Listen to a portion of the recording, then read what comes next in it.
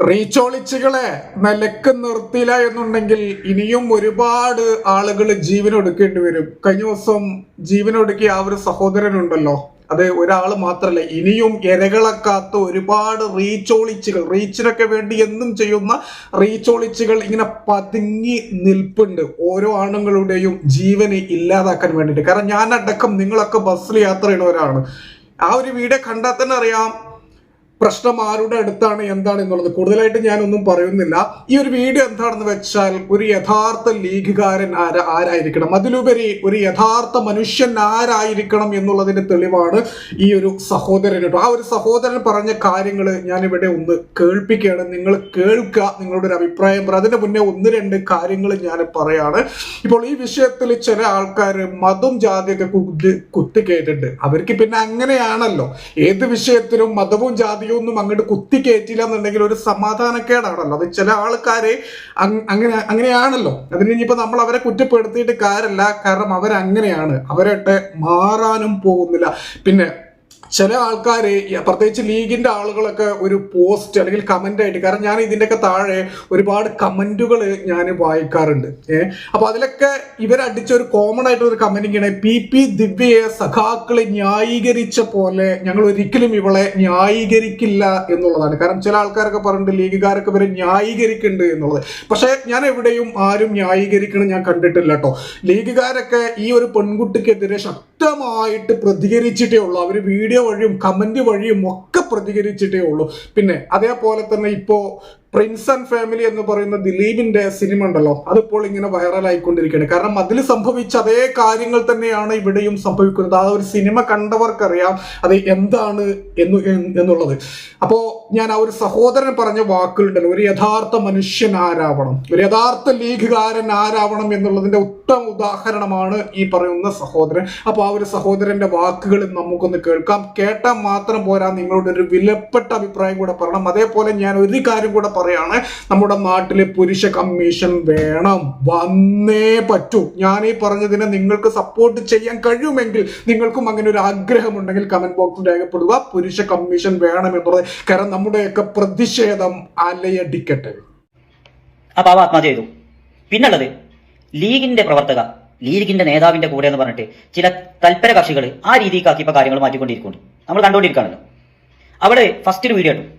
ആ വീഡിയോക്ക് താഴെ ലീഗിന്റെ ഓരോ പ്രവർത്തകർ പോയി ചോദിക്കൊണ്ട് ഞാൻ അവിടെ എഴുതിയൊരു ചോദ്യമുണ്ട്, എന്തുകൊണ്ട് നിങ്ങൾ ലൈവിൽ അത് പ്രതികരിച്ചില്ല?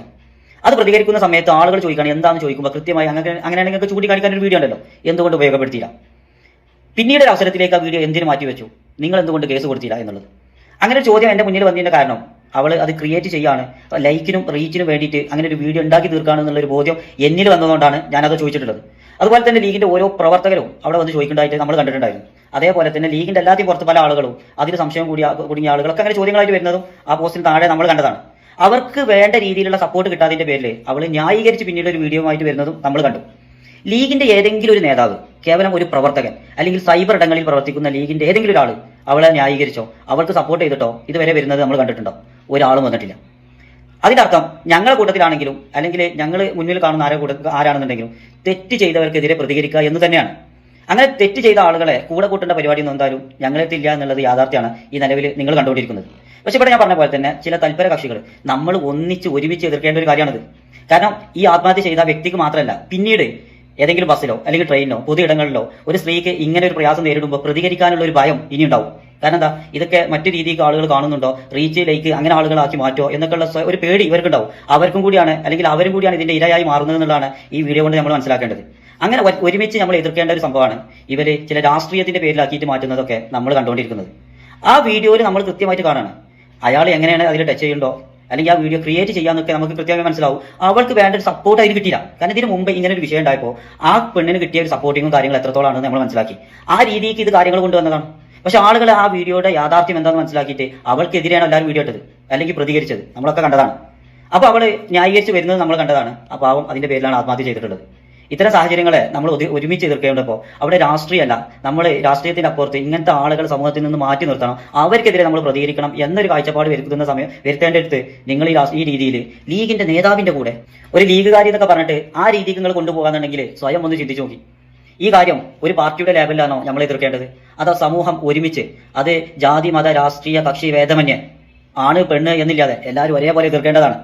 അവിടെ നിങ്ങൾ ഒരു പ്രത്യേകം ഈ രാഷ്ട്രീയത്തിന്റെ ഒരു ചുവടൊക്കെ പിടിച്ച്, അല്ലെങ്കിൽ രാഷ്ട്രീയത്തിന് ഇവരെ രാഷ്ട്രീയം എന്താ മോശം, ഇതുകൊണ്ട് നമുക്ക് അങ്ങനെ പറഞ്ഞത് അതിൽ ആനന്ദം കണ്ടെത്താന്ന് പറയേണ്ട നിങ്ങളെ മനസ്സുണ്ടല്ലോ. അവിടെയാണ് നിങ്ങൾ മാറി ചിന്തിക്കേണ്ടത്. നമ്മൾ പൊതുവായി എതിർക്കേണ്ട ചില കാര്യങ്ങളുണ്ട്. ആ കാര്യങ്ങളിൽ ഒന്ന് തന്നെയാണ് ഈ പറഞ്ഞത് എന്നുള്ളതിൽ എന്തായാലും ഞങ്ങൾക്കൊരു സംശയമില്ല. പിന്നെ നിങ്ങൾ പറഞ്ഞ രീതിക്ക് വരികയാണെന്നുണ്ടെങ്കിൽ നിങ്ങൾ പറഞ്ഞു തരി, ഏതെങ്കിലും ലീഗുകാരന്, ലീഗിന്റെ നേതാവ് ആരെങ്കിലും ഒരാൾ സപ്പോർട്ട് ചെയ്തത് നിങ്ങളൊന്ന് കാണിച്ചു തരാൻ പറ്റും? നിങ്ങൾക്ക് കഴിയില്ല. കാരണം ആ വീഡിയോ എന്താണ് പറയുന്നതെന്നും ആ വീഡിയോ എന്തിനാണ് അവൾ ചെയ്തതെന്നുള്ളതും ഈ പറഞ്ഞ പൊതുസമൂഹത്തിന് കൃത്യമായി ബോധ്യപ്പെട്ടിട്ടുണ്ട്. ആ ബോധ്യത്തിൽ നിന്ന് തന്നെയാണ് പല ആളുകളും വൈകാരികമായിട്ടും മറ്റു രീതിയിലൊക്കെ പ്രതികരിച്ചുകൊണ്ടിരിക്കേണ്ടത്. യാഥാർത്ഥ്യമല്ലേ? അത്തരം സാഹചര്യത്തിൽ നിങ്ങൾ ഈ പറഞ്ഞ രാഷ്ട്രീയമൊക്കെ വെക്കുക എന്ന് പറഞ്ഞാൽ എടാ ചങ്ങന്മാരെ ഉളുപ്പ് പറഞ്ഞൊരു സംഭവം ഉണ്ടെങ്കിൽ. പിന്നെ ആ പാവത്തിന് വീട്ടിൽ പറയാൻ കഴിഞ്ഞിട്ടുള്ളത് അച്ഛനമ്മ മാത്രമാണെന്നുള്ളതാണ്. അവർക്ക് വലിയൊരു പ്രതീക്ഷയായിരുന്ന ആളെയാണ് ഈ പെണ്ണ് ഇവളെ റീച്ചിന് വേണ്ടിയിട്ട്, ഇവളെ ലൈക്കിന് വേണ്ടിയിട്ട് ഇവളെ ഈ രീതിയിലാക്കി കൂട്ടിയതൊന്നും അതൊക്കെ നമ്മൾ സത്യം പറഞ്ഞാൽ പ്രതികരിക്കാൻ ഈ സമയത്ത് കഴിയില്ല. കാരണം നമ്മൾക്ക് ഉള്ളിലൊരു സങ്കടം പറഞ്ഞാൽ അത്രത്തോളം.